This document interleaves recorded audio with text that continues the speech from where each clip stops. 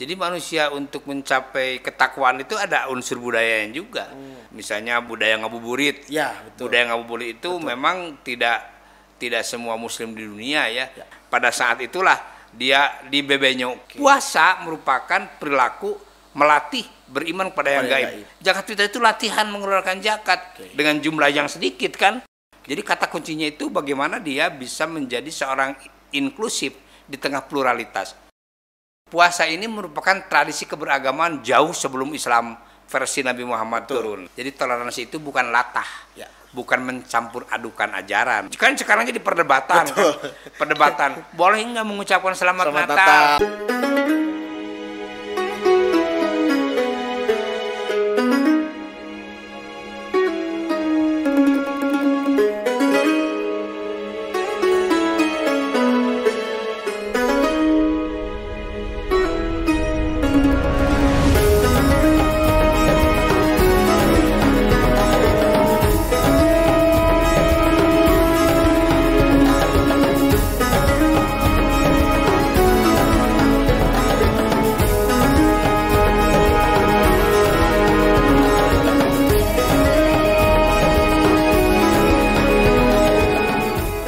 Assalamualaikum warahmatullahi wabarakatuh. Iwan Mandala yang dimuliakan oleh Allah Subhanahu wa taala. Alhamdulillah pada kesempatan kali ini kita kembali lagi bertemu dalam satu program yang menyajikan kajian-kajian yang ringan tapi penuh dengan hikmah dan keteladanan. Di mana hari ini kita bertemu pada acara Sarmada, sajian ringan hikmah Ramadan. Satu program yang digagas oleh Laboratorium Dakwah, Fakultas Dakwah dan Komunikasi UIN Sunan Gunung Jati Bandung. Iwan Mandala yang dimuliakan oleh Allah Subhanahu wa taala, tentunya program Sarmada adalah salah satu bagian dari mengisi nilai-nilai kebaikan dalam semangat Ramadan. Semoga melalui program Sarmada ini kita bisa mendapatkan kudapan-kudapan yang renyah, sajian-sajian yang nikmat tapi ringan, kemudian memberikan bobot yang sangat luar biasa. Baik, Iwan Mandala yang dimuliakan oleh Allah Subhanahu wa taala, selama 30 menit ke depan, saya Ridwan Rustandi akan memandu program Sarmada kali ini bersama narasumber kita, Profesor Dr. Kiai Haji Asep Saiful Muhtadi MA. Beliau adalah guru besar di Fakultas Dakwah Komunikasi, di mana beliau adalah guru besar pada bidang ilmu komunikasi. Tentu banyak sekali pengalaman-pengalaman yang beliau dapatkan dan tentunya perlu kita cerna, perlu kita teladani sehingga bisa menjadi satu spirit kebaikan bagi kita semua. Baik, saya akan menyapa narasumber kita. Assalamualaikum warahmatullahi wabarakatuh, Prof. Waalaikumsalam. Sehat, Prof? Sehat. Sehat ya. Tetap bugar walaupun agak ngos-ngosan ya, Prof ya. Naik 4 lantai agak lumayan. Tapi Prof Samuh ini selalu terlihat energik di tengah berbagai kondisi apapun. Beliau selalu memberikan satu hal yang sangat luar biasa. Prof, kita akan membahas tentang spirit Ramadan dalam moderasi beragama. Nah, tentunya nanti pemirsa atau Ikhwan Mandala nanti perlu mendapatkan hikmah-hikmah yang ringan lah, hikmah-hikmah yang ringan tentang, apalagi kalau ngomongin moderasi beragama kan ya tidak semua sepakat dengan ungkapan itu, tapi juga tidak semua tidak sepakat gitu. Selalu ada perdebatan. Nah, Prof, sebelum kita menggali tentang apa itu moderasi beragama, tentunya kita ingin mendengar dulu, Prof. Sebetulnya dalam pandangan seorang Profesor Asep Saiful Muhtadi, hakikat Ramadan itu apa sebagai sebuah kegembiraan bagi umat Islam itu? Ramadan itu sebetulnya merupakan kekuatan moral bagi para pelakunya untuk meningkatkan mutu dirinya oleh sama dengan seperti yang ditargetkan oleh Allah, la'allakum tattaqun, agar kamu bertakwa. Nah, takwa ini adalah kualitas tertinggi kehidupan manusia. Jadi kalau dia sudah mencapai ketakwaan yang sempurna, dia sudah berkualitas penuh menurut pandangan Tuhan. La'allakum tattaqun ya, Prof? Iya, itu kuncinya. Oke. Tapi kadang-kadang kan di kita itu hingar-bingar Ramadan itu selalu Prof, gegap gempita dengan nilai-nilai kebudayaan. Apalagi Prof juga kan salah satu karyanya berkaitan dengan bagaimana mencerna nilai-nilai budaya sebagai sebuah bagian dari instrumen yang penting dalam konteks kehidupan kita sebagai masyarakat. Nah, Prof sendiri memandang bagaimana menyandingkan antara Ramadan di satu sisi sebagai sebuah jalan untuk mencapai ketakwaan yang tadi, tapi juga kita dihadapkan dengan budaya-budaya yang kadang-kadang tradisi itu melekat juga di masyarakat. Bagaimana itu, Prof? Iya, sebetulnya bukan sesuatu yang kontradiktif ya antara tujuan spiritual dengan budaya. Karena budaya juga menjadi salah satu instrumen untuk meningkatkan mutu spiritualitas manusia, untuk disandingkan. Sebab manusia tanpa budaya juga akan tidak sempurna, akan hampa ya. Budaya juga menjadi kendaraan untuk tercapainya spiritualitas manusia. Jadi manusia untuk mencapai ketakwaan itu ada unsur budayanya juga. Kalau misalnya ketakwaan itu diimplementasikan dalam upaya menjalankan perintah Tuhan, nah perintah Tuhan juga sama berbudaya. Jadi aspek kebudayaan itu adalah aspek yang melekat kuat pada dimensi-dimensi kehidupan manusia. Tapi memang kadang-kadang juga ya tidak sedikit ya mungkin di kalangan internal umat Islam sendiri selalu membentur-benturkan antara budaya dengan agama kan gitu, seperti itu, sehingga seolah-olah tidak ada benang merah, tidak ada titik temu antara agama dengan budaya. Nah, sebetulnya untuk mempertemukan dengan ringan gitu, artinya masyarakat itu ya udahlah clear ketika sudah berbicara pertemuan antara agama dengan budaya ini di spirit Ramadan itu pada wilayah mana saja kira-kira, Prof? Nah, orang yang membenturkan antara budaya dan spiritualitas itu sebetulnya apabila dia memandang kebudayaannya secara sederhana, secara praktis dalam aspek-aspek yang fisikal saja, itu tentu saja banyak yang berbeda, bukan bertentangan tetapi berbeda. Kesejalanannya itu tidak ditemukan. Tetapi kalau misalnya nilai-nilai budaya yang dimiliki oleh manusia itu bukan tidak mungkin, tapi sulit untuk dikontroversikan dengan nilai-nilai agama. Sebab nilai agama juga sebetulnya diimplementasikannya melalui lapangan kebudayaan manusia. Manusia tidak bisa lepas dari budaya. Di satu sisi, di sisi yang lain manusia selalu berikhtiar menjalankan perintah agama. Oleh karena itu, perintah agama itu dapat diimplementasikan dalam dataran kebudayaan manusia. Di Ramadan ini kan banyak sekali ya, maksudnya dari mulai menyambutnya di pertengahan, apalagi di Indonesia lah, Prof.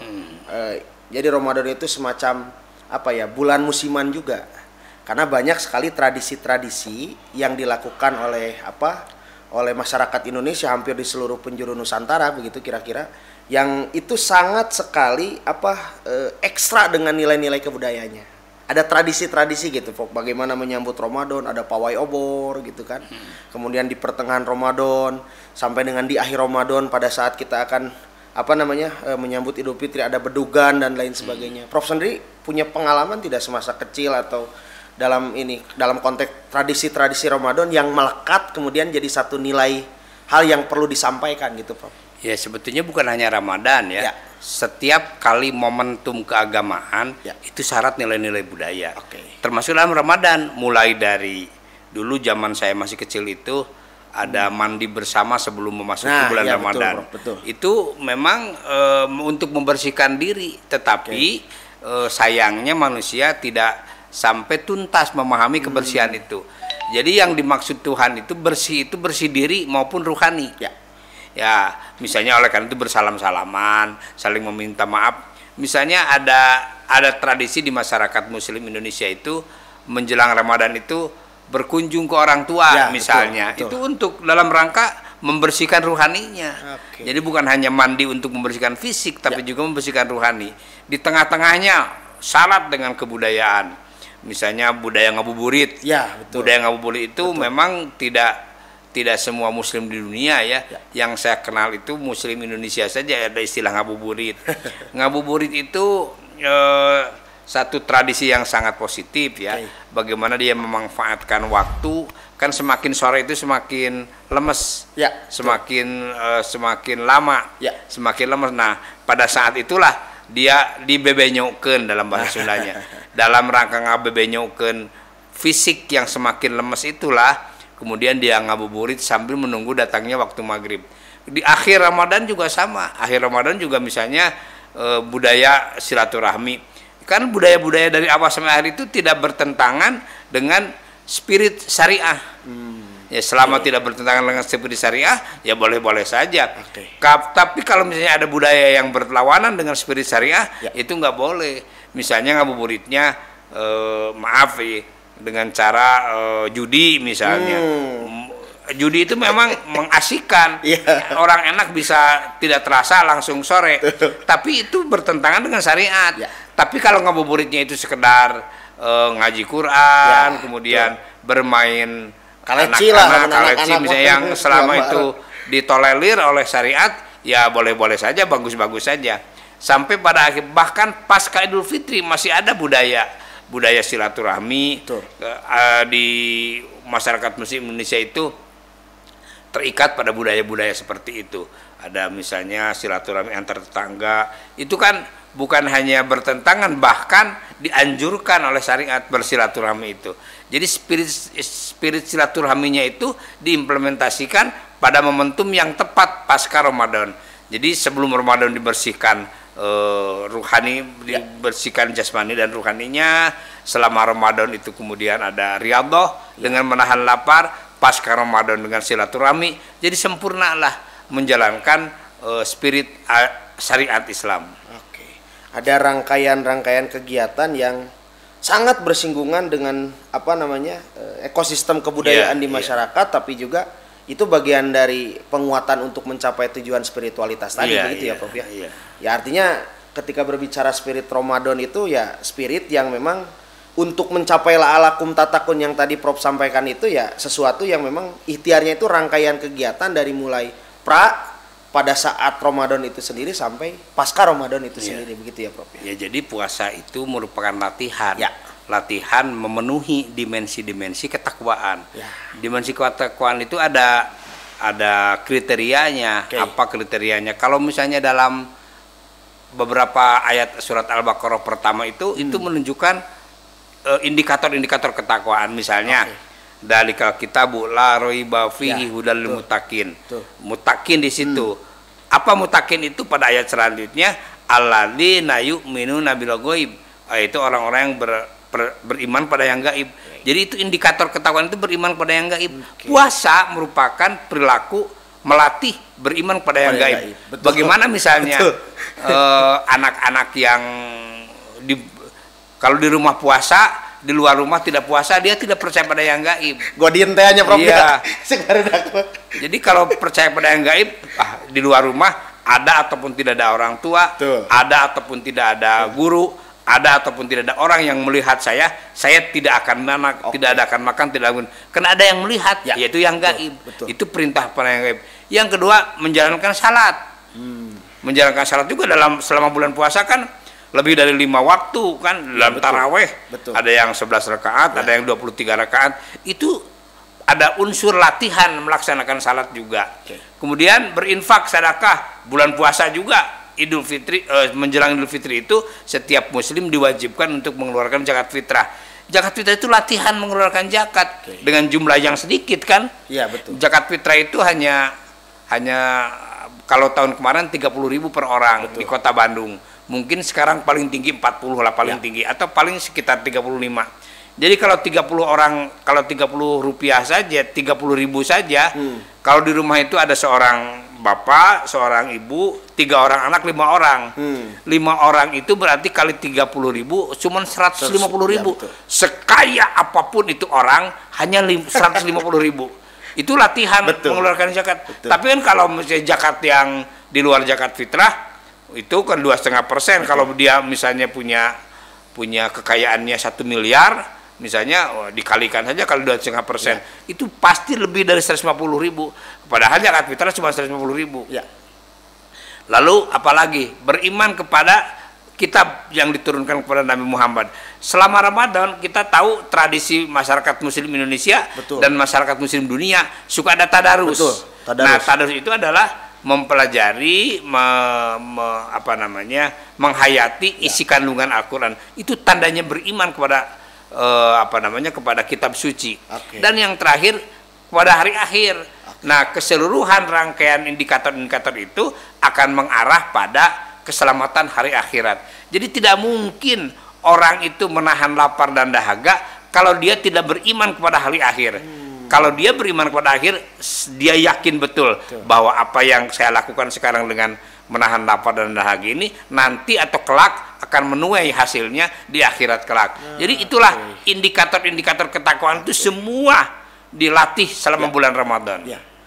Betul sekali, luar biasa. Jadi memang riyadoh itu indikator untuk mencapai ketakwaan tadi melalui riyadoh yang dilakukan di Ramadan itu sangat-sangat lengkap. Lengkap. Artinya bukan hanya berbicara mengenai bagaimana menguatkan ketakwaan pada diri personal, tapi juga dengan ibadah-ibadah lain yang dilaksanakan semacam tadi sholat tarawih berjamaah, kemudian sodaqoh, infak, zakat dan sebagainya. Kita juga berbicara pada level yang sifatnya lebih luas, artinya level sosial kan Prof. Berarti memang spirit Ramadan itu menjadi satu riyadoh, satu pelatihan agar bagaimana kita menjadi atau mewujud jadi pribadi yang takwa. Takwa tidak hanya secara pribadi tapi juga takwa dalam konteks yang lebih luas, sosial begitu ya Prof ya. Baik, luar biasa ini Ikhwan Mandala yang dimuliakan oleh Allah Subhanahu wa taala. Masih ada beberapa hal yang perlu kita gali dari Prof Samu. Ini tadi kita sudah sekilas membahas tentang nilai-nilai atau hakikat daripada Ramadan. Tadi Prof sudah menjelaskan tentang dimensi ketakwaannya seperti apa yang harus kita gali sebagai bagian dari Ramadan. Nah ini Prof, sekarang kaitannya dengan nilai-nilai moderasi beragama. Sebab kan tema kita juga berbicara mengenai bagaimana spirit Ramadan ini menjadi nilai yang dapat kita tanamkan dalam konteks moderasi beragama. Dalam pandangan Prof sendiri, moderasi beragama itu seperti apa Prof? Ya, moderasi beragama itu yang saya pahami ya apakah sama atau tidak sama dengan yang Kementerian Agama pahami, yang tidak tahu lah, saya terserah lah. Menteri Agama mungkin punya definisi sendiri.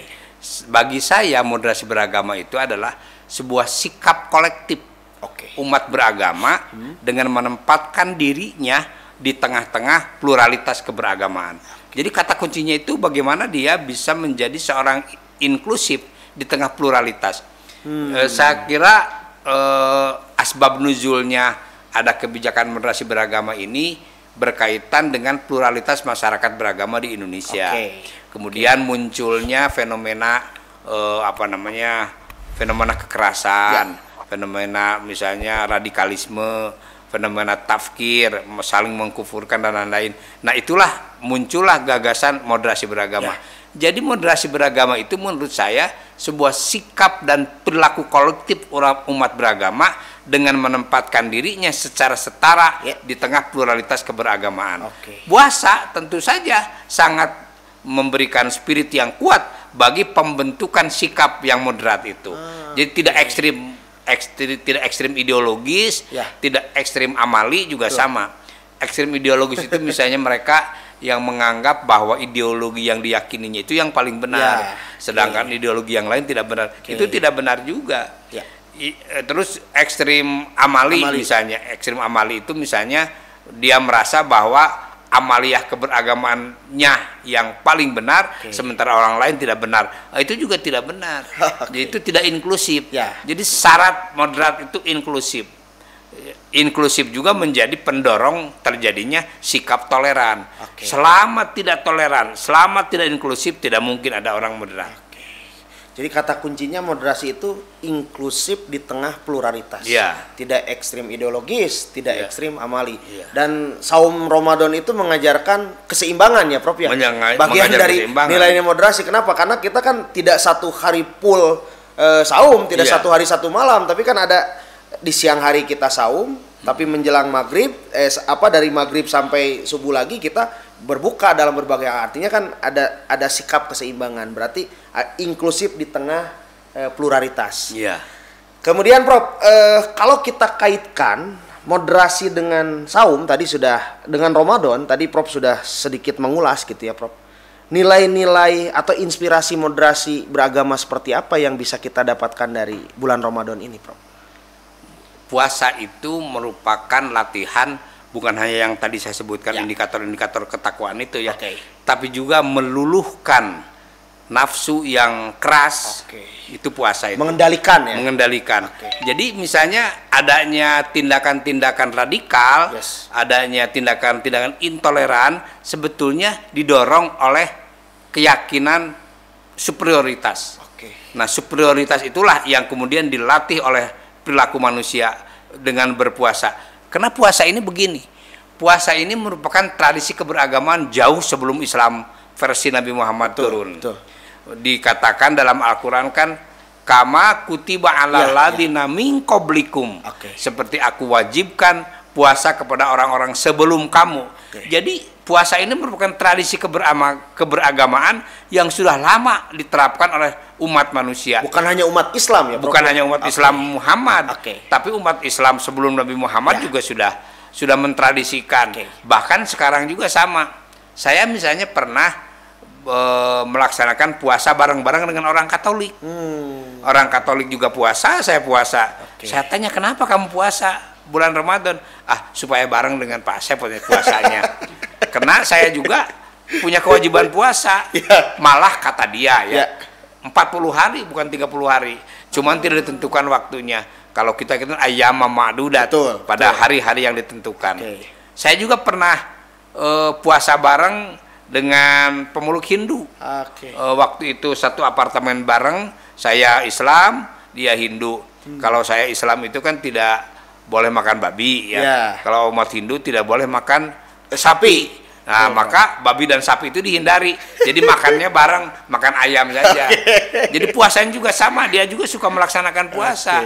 Jadi puasa ini merupakan perilaku untuk membunuh ketakaburan, untuk membunuh superioritas.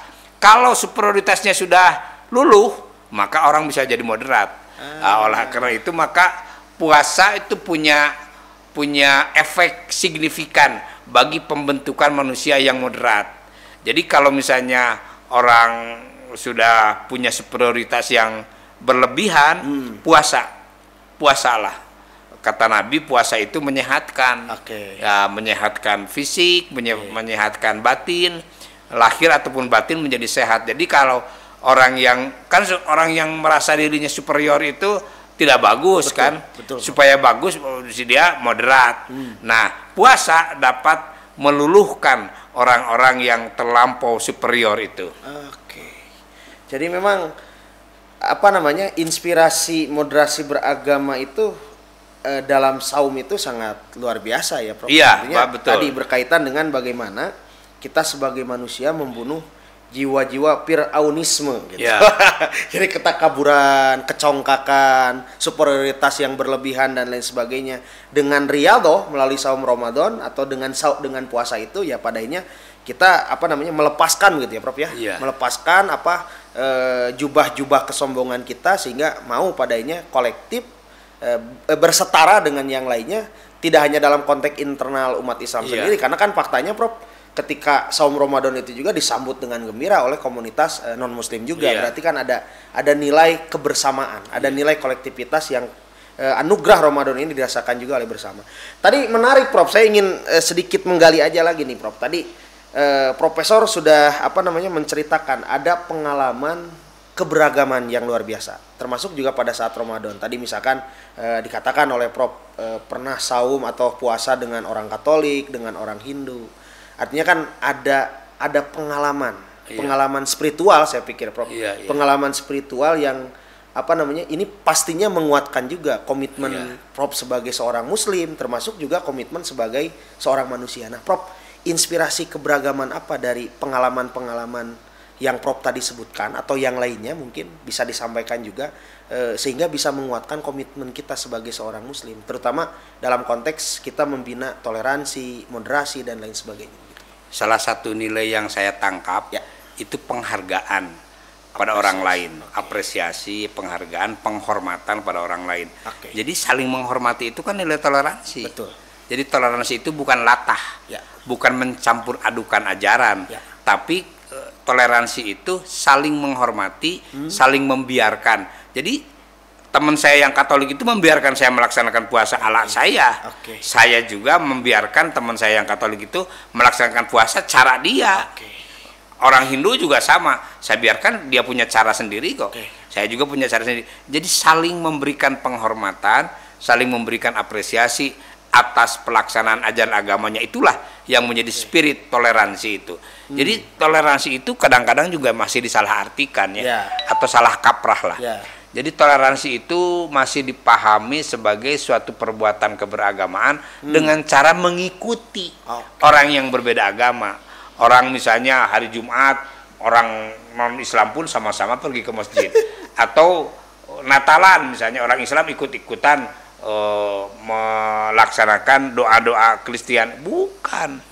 Jadi bukan seperti itu. Nah, kan kemarin kita rame-rame kan, waktu ada paduan suara di Masjid Istiqlal, orang bereaksi. Betul itu. Bereaksi. Lalu saya tanya, kenapa kalian bereaksi?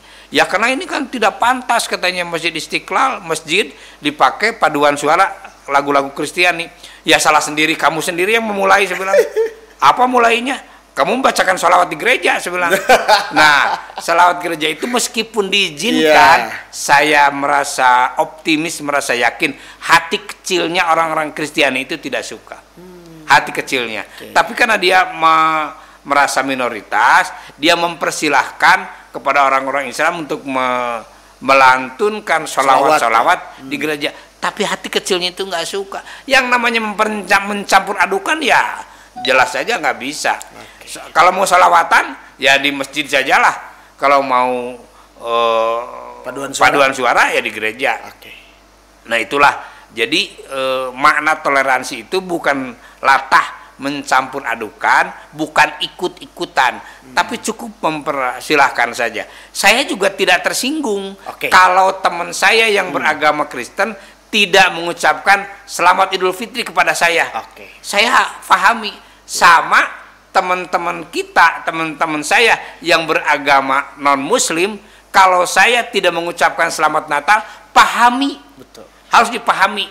Nah, jadi tidak usah kan sekarang jadi perdebatan kan? Perdebatan boleh nggak mengucapkan selamat Natal sama juga dengan boleh nggak mengucapkan selamat Idul Fitri. Ya sudahlah, masing-masing saja. Satu sama lain saling menghormati, saling mengapresiasi, dan saling membiarkan. Tidak saling mencaci maki, tidak saling menyudutkan. Itu saja sebetulnya prinsip toleransi itu.